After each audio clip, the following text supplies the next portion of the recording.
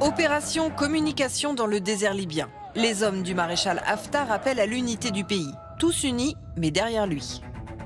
Au passage, ils exhibent leur puissance en faisant défiler leurs chars militaires, leurs défenses anti-aériennes et leurs soldats. 25 000 hommes à la solde de l'homme fort de l'Est libyen.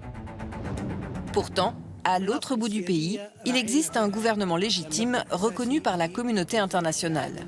Alors aujourd'hui, qui dirige la Libye ? «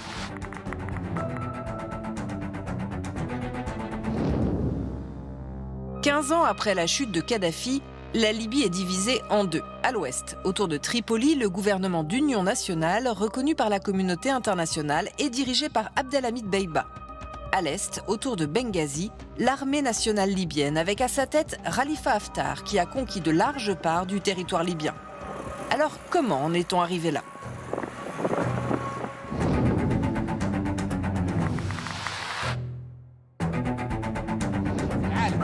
Retournons 15 ans en arrière. Il aura fallu une révolte populaire, une guerre civile et une intervention de l'OTAN pour faire tomber le colonel Kadhafi et 40 ans de règne sans partage.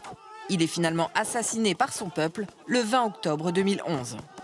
قتل معمر القذافي.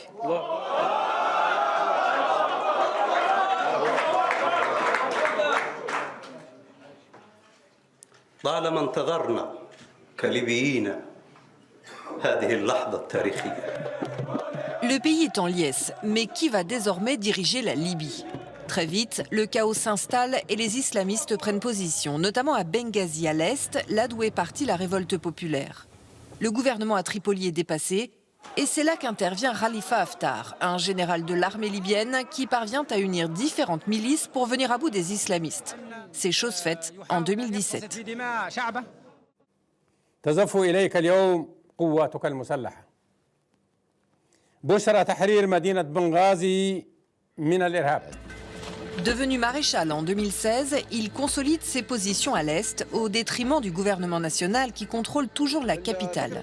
Fort de ses victoires militaires, le maréchal Haftar part à la conquête de l'Ouest en 2019, mais c'est un échec.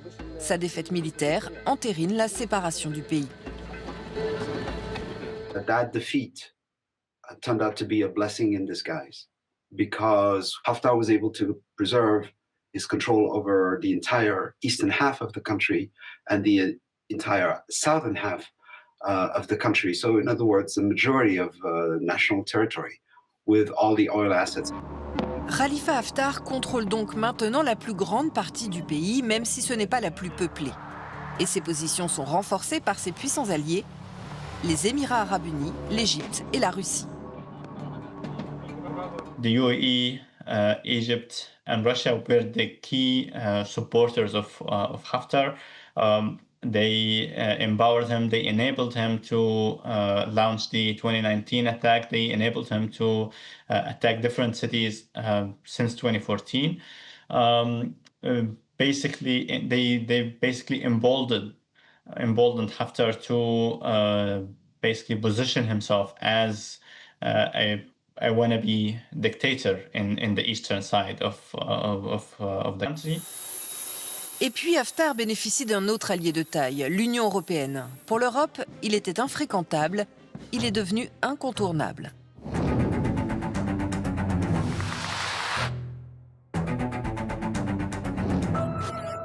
Entre la Libye et l'Europe, il y a la mer Méditerranée que des dizaines de milliers de migrants tentent de traverser chaque année.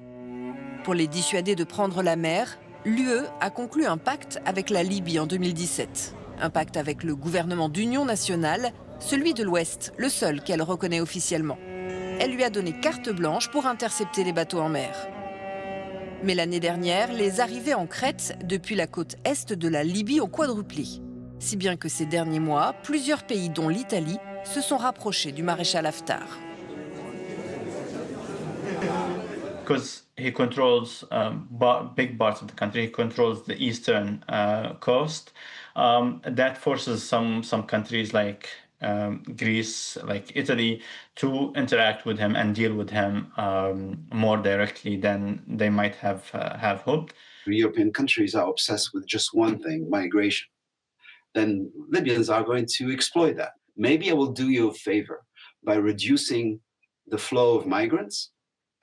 But if I do that favor for you, don't ask me for anything else. Don't bother me because I happen to be trafficking drugs. Don't bother me because I torture innocent political opponents in my dungeons. De nombreuses ONG ont documenté les violations des droits de l'homme commises contre les migrants par les autorités des deux côtés du pays. Et malgré cela, les Européens renforcent leur coopération, légitimant ainsi la situation et le partage du pouvoir en Libye.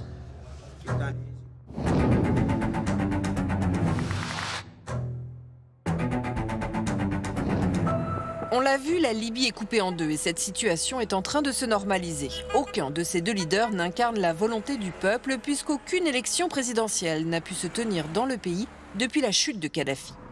La Libye est devenue une kleptocratie et comme chacun des deux s'enrichit, aucun n'a intérêt à jouer le jeu des élections et risquer de tout perdre.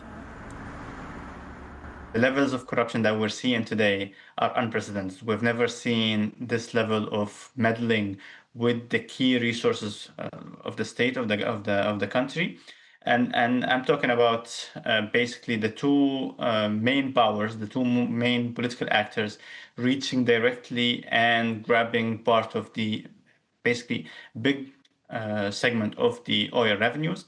And as a result, the public has been both sidelined, but also made to suffer the consequences of this corruption. I mean, as I said, service delivery is deteriorating. The economic situation has been very harsh on ordinary Libyans. Le maréchal Haftar a plus de 80 ans aujourd'hui. Ses apparitions publiques se font de plus en plus rares, mais il prépare sa succession. Il a nommé son fils, Saddam, vice-commandant de l'armée nationale libyenne. Et dans les faits, aujourd'hui, c'est lui qui gouverne. Is this going to last automatically?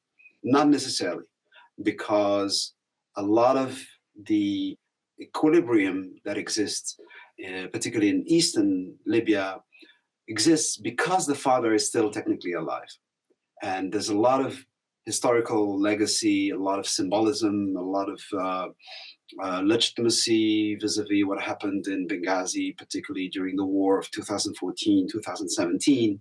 A lot of that is not easily transmitted to the sons. Une nouvelle période d'incertitude pourrait donc s'ouvrir à l'Est. Si aujourd'hui la Libye n'est plus en guerre, elle est dirigée par deux hommes autoritaires et corrompus qui ne se préoccupent pas du sort de leur population. On est loin des rêves de liberté scandés par les Libyens lors du printemps arabe de 2011.